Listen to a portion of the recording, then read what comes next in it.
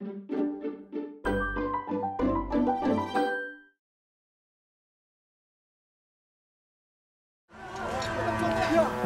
in Afghanistan was never meant to be a multi-generational undertaking. We were attacked. We went to war with clear goals. We achieved those objectives. Bin Laden is dead, and Al-Qaeda is degraded in Afghanistan. And it's time to end the forever war. When I'm sleeping, I see war. You're expecting to be killed anytime. We have to be strong. We only have each other.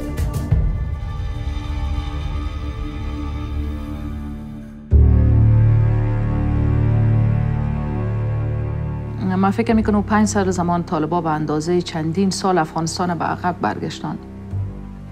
از هر لحاظ، از لحاظ اقتصادی، اجتماعی، سیاسی، افغانستان در یک رکود مطلق بود. و برای ما که به هر حال نوجوان بودیم و دوره آموزش بود، دوره تجربه کردن بود، دوره لذت بردن از زندگی بود که تمام شب روز ما به داخل خانه میگذشت. برای از اینکه ما مخصوصا برای خانواده ما که پدرم موش سفید شده بود و نام خدای 8 خواهر به داخل یک خانه و ما بدون محرم شرعی بیرون شدن نمیتونستیم. Thanks to our military and our allies and the brave fighters of Afghanistan, the Taliban regime is coming to an end. I saw everyone was smiling, and I saw the people with the shaved beards. I was surprised that what the hell is going on. When I came home and I asked my father and my uncles, so that's because they're showing their happiness, and they're showing also they're disgusting from the Taliban that they were making people to grow beards. با واقعیت احساس کردیم که افغانستان به سمت یک تغییر میره و امیدوار شدیم که متاسفانه روزهای اخیر وضعیت کاملا حکایت یا چیزی دیگه است. The Americans lost 2,500 regular troops and another 3,500 what they call private contractors, but essentially they're there doing military type stuff. And then the NATO allies who went in with the United States lost well over 1,000 troops, with 450 British troops amongst them. Perhaps inevitably, the main casualties were taken by Afghans themselves. Something like 66,000 Afghan troops killed, over 40,000 Afghan civilian dead. And indeed, there are now so many different attacks. There's a constant drumbeat of small atrocities, I'm afraid, now happening in Afghanistan. Well, my name is Abdul Wahab. I'm 20 years old. I was born in 2001. My mother's name is Qadriya Yassini. She was murdered by a terrorist group.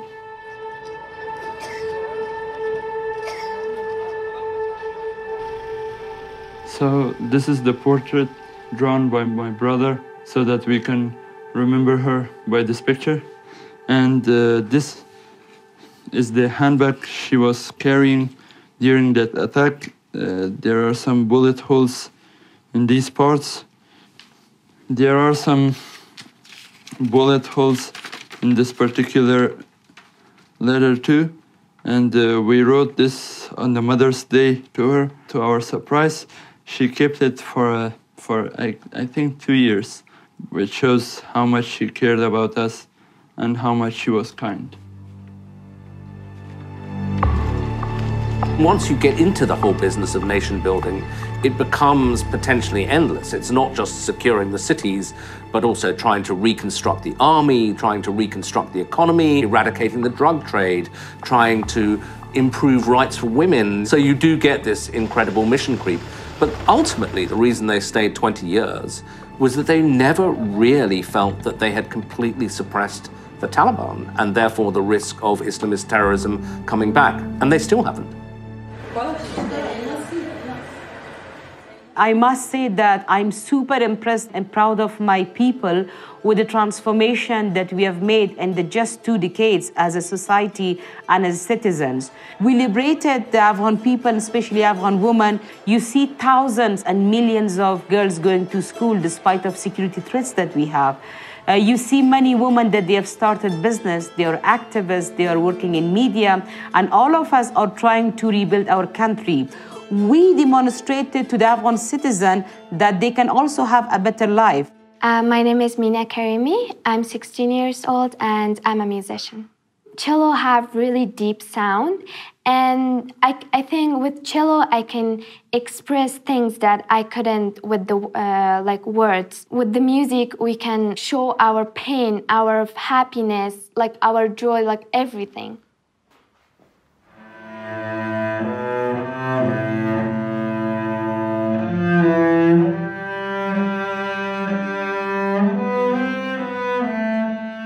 My mother always supported me, but my father was a little bit worried. My father was at first like, she's just a girl, she can go just for 1 year, then she would be like old and she wouldn't go. My relatives saw me in the shows, like some concerts, and then they start telling my parents that your daughter is into music. They start disturbing my family, and my family would always say, nah, that's not my daughter. So because they were really against music, so that's why my family would tell them like that to protect me. And my neighbors was really against it, so my family decided to send me to my mom's friend's house, and I lived with her for 3 years. As an Afghan woman, when you decide to be active outside the family or even inside the family, if you want to be part of decision making, it's not easy, because simply the perception that people are having is that you're a woman, and as long as you're supported and you're provided with the basic needs of life, why you have to bother about other issues? I'll give you one simple example. Whenever we are invited to a meeting by the authorities or by the international community, they prefer to talk to us about women's issues, about women's rights, and about women engagement in different processes in the country. They never talk to us about issues such as the peace process itself, the political situation, the rampant corruption, what could be the solution for the current conflict that we have in Afghanistan. Somehow they think that those issues are big and serious issues that they need to discuss with the men. This is my first camera, and I worked 9 months in a tailor shop to buy this. My name is Masood Hosseini. I grew up in Iran, but I was born in Afghanistan, in Kabul. I'm a photojournalist. Even in the war zone, the life is going on. It was important for me to show happiness, sadness, and everything all together. So it was 2007, it was Eid in Afghanistan, and it was hopeful years for Afghanistan. And we really thought that we are going to be like a normal country in the world. Well, actually, I saw this girl really happy and with the great dresses. Those years, girls and women were coming out of the houses, slowly. So I took that picture, and it was a symbol of the hope, symbol of freedom, symbol of the young generation in Afghanistan for me. My name is Nasar Ahmad. I have done too many jobs in Afghanistan, especially working with the NATO forces as interpreter. Then I came and joined the Afghan commandos. People around me, they were saying his son is going to university, so he's enjoying his life. He doesn't give a fuck about his family. Sorry for using that words. That made me a bit crazy, and I thought I supposed to help my family to make some money. And also, that's a good help for the Afghan army from the cultural side, that I can show the foreigners that they came from another culture and they don't know the Afghan one.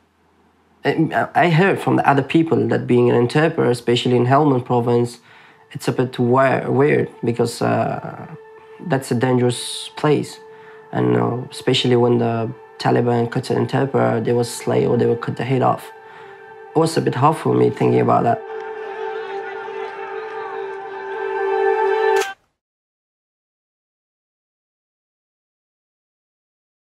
I clicked, and then explosion happened. And when the smoke came down, I saw that I'm standing in this big circle of all dead and destroyed bodies. So I start taking picture when I was crying. It was a big shock, you know. My heart was beating even more than 200.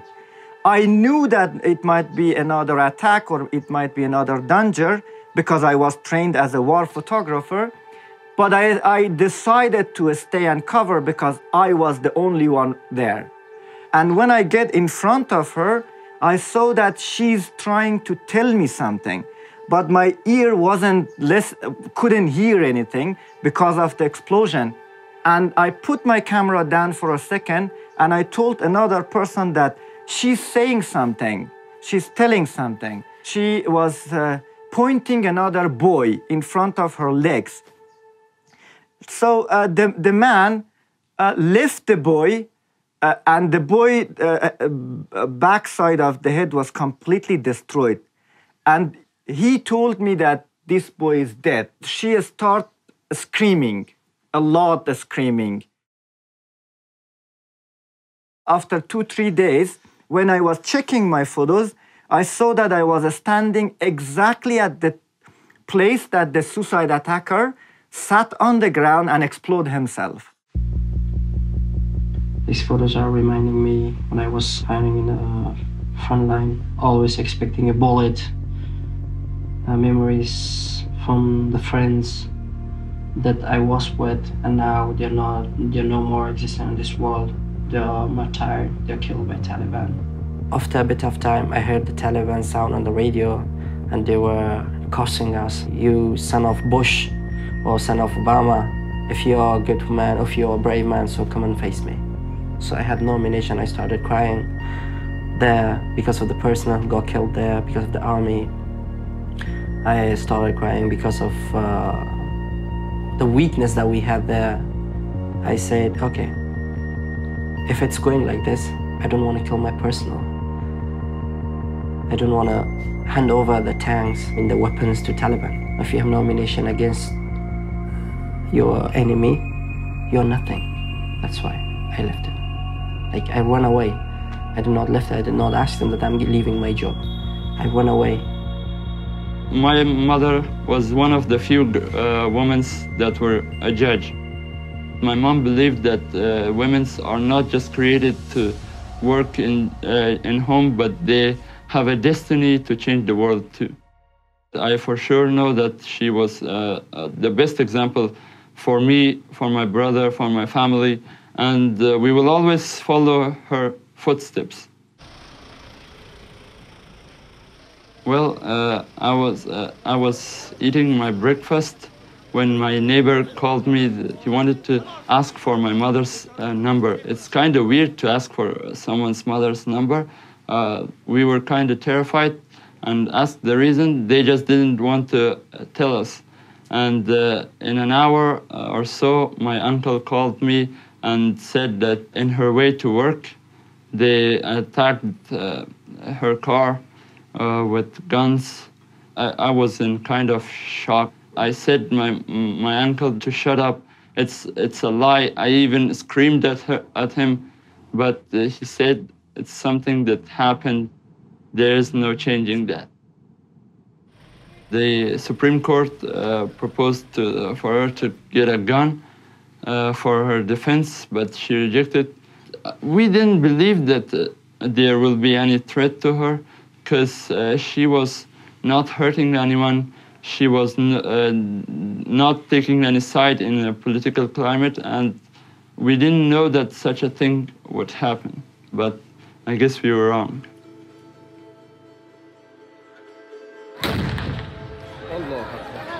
If an attack that's happening in Afghanistan would happen to any other country but Afghanistan, you would see that people would talk about it for days. You would see that the countries are going to lower their flag half to just share the pain of and suffering of that nation.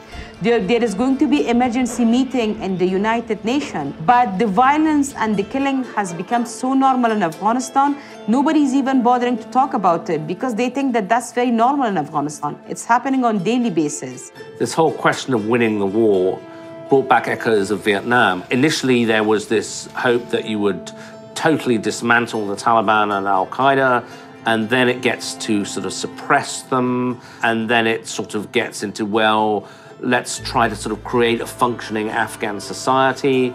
And now, again, in another echo of Vietnam, there's this horrible fear that the US and its allies will pull out, and perhaps at some point the Taliban will return not just to large swathes of the countryside, but even to Kabul itself, in an echo of the fall of Saigon in 1975.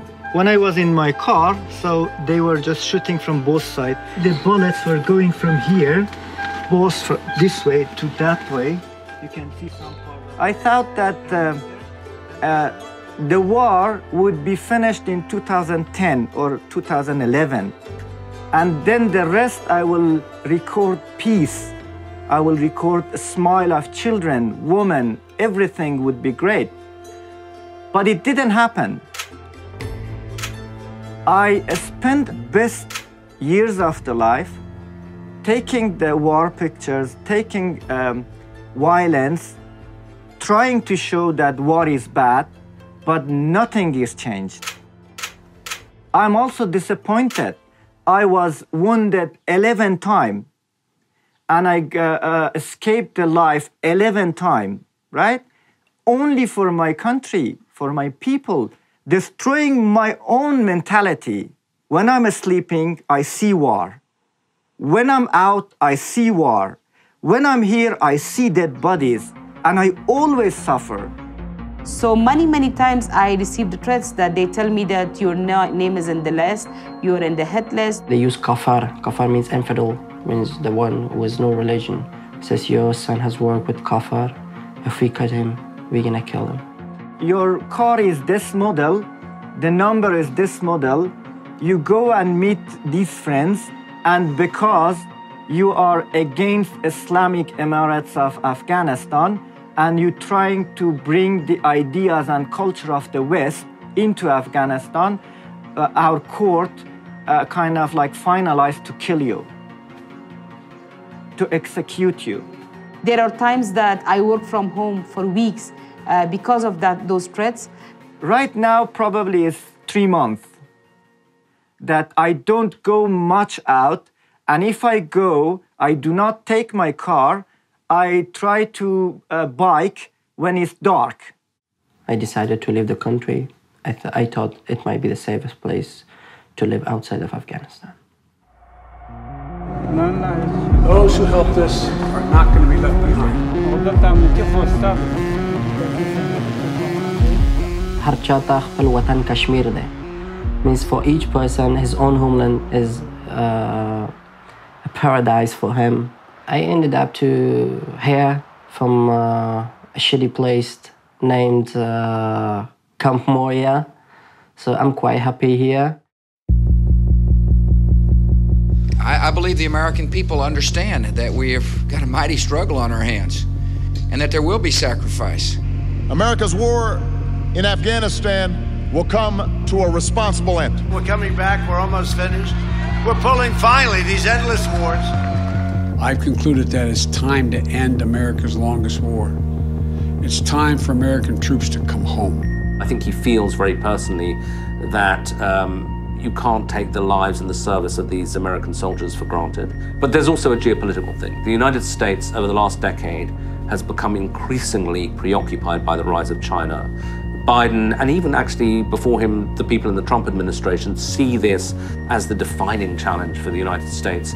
And increasingly they see conflicts like the one in Afghanistan or even Syria as a distraction, as something where they will waste resources, not just financial, but even if you like, mental amount of time they spend thinking about this thing.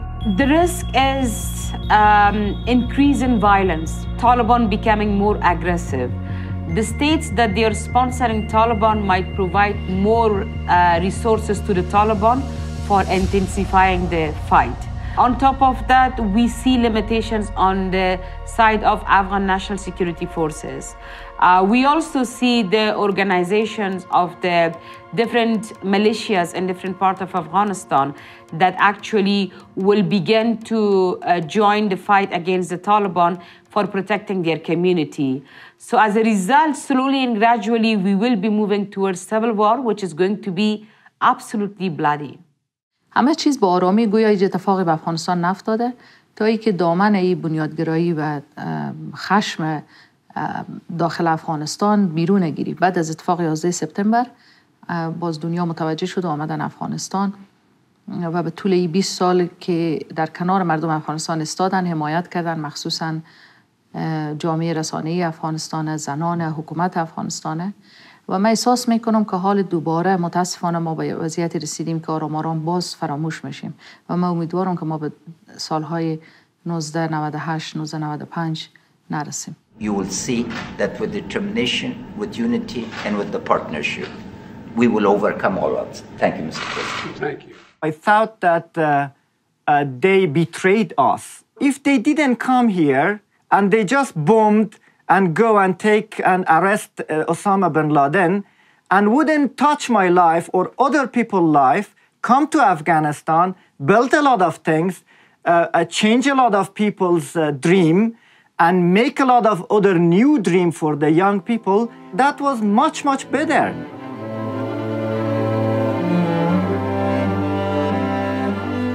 I was 2 years when the conflict started in Afghanistan, and we are still in that conflict. All we see is intimidation, violence, and injustice and impunity. So for us, the model where you see that the communities are living in harmony with each other, they are trying to resolve their disputes peacefully with each other, is a model that we have not experienced in Afghanistan. They spent a lot of money for weapons, for a lot of other things, but they never tried to change the culture. They never tried to create the idea of peace. So it means that they didn't want peace happening here. We have dog fightings, we have cook fightings, we have bird fightings, we have everything fighting here. For sure that we should change this culture. This is not a good culture, right? People are using a lot of violence against each other.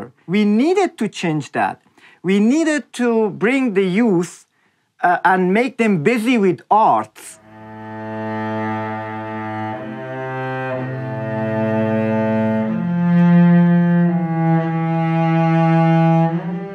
So I composed a piece named Dawn, and it's about struggles of women and the problems that they faced in past and the problems that they're facing right now. The name is Dawn because now it's like a dawn and all the women are standing for their rights and fighting for their rights to achieve it.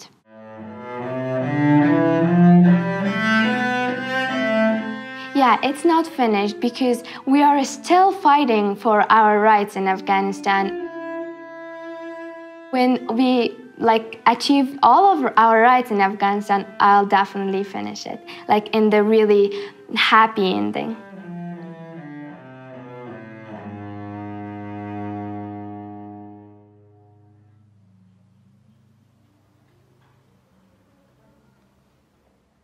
It's about 4 decades of war in Afghanistan. Even if you ask a kid, what do you need in your country, they will ask peace. Well, the situations these days are really, really bad, but we have to be strong in all these times because we only have each other. It's we Afghans have each other. The change always starts from small things but grow to bigger things. I still think that there is going to be hope, there is going to be a change, and I think Afghanistan will get better, and one day we will experience the freedom that every other country has. And I really hope for that day to arrive. That will be a dream come true.